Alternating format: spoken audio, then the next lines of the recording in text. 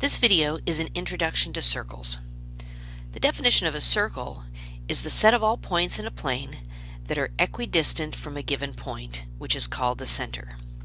And a circle is named by its center. Let's go over some of the different parts of a circle. A radius is a segment whose endpoints are the center and any point on the circle. So here we have circle O. Notice I'm naming it by its center. And we actually have three radii drawn here, OA, OB, and OC. They go from the center to any point on the circle. A chord is a segment whose endpoints are on the circle. We actually have two chords in this diagram. One of them is PQ because points P and Q are on the circle, and AB is also a chord. Now you may recognize AB as also being a diameter. A diameter is a chord that contains the center of the circle. So AB is both a chord and a diameter, while PQ is only a chord.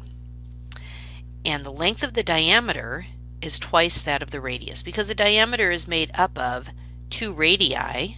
So the diameter is 2 times the radius, or you could think of it the other way around. The length of the radius is 1/2 of the length of the diameter.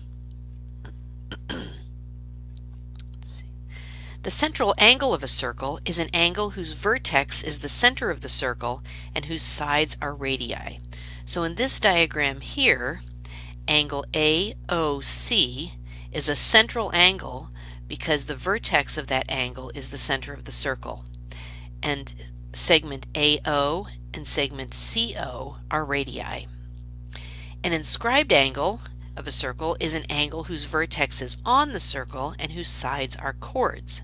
So in this diagram, angle ABC is an inscribed angle.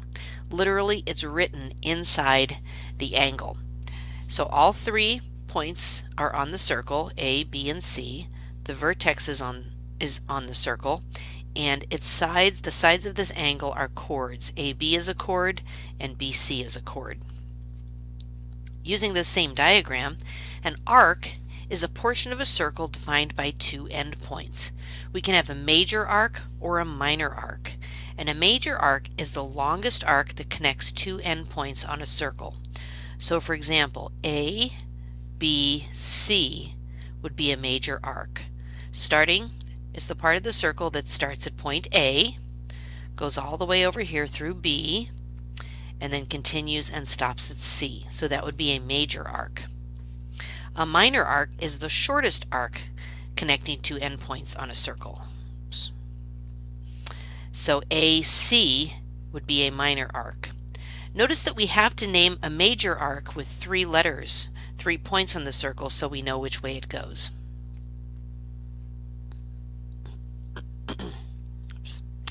A tangent is a line that intersects the circle in exactly 1 point. So line RS is a tangent of circle P because it intersects the circle only at point T. A secant is a line that intersects the circle in 2 points.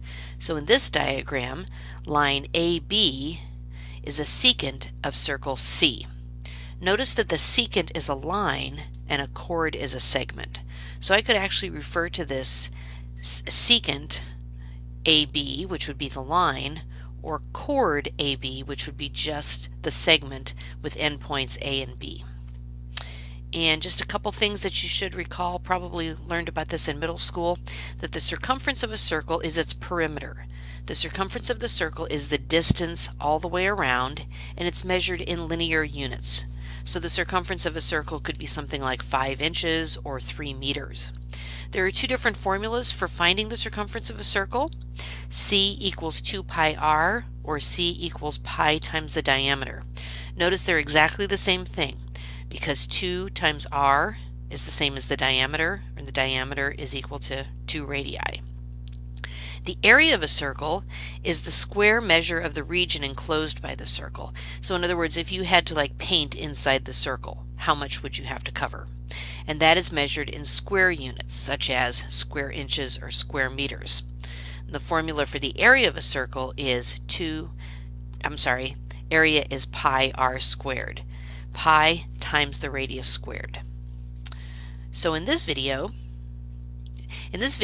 we took a little introduction to circles. We looked at all of the different parts of a circle, make sure that these are in your notes, and did a quick review of circumference and area of a circle.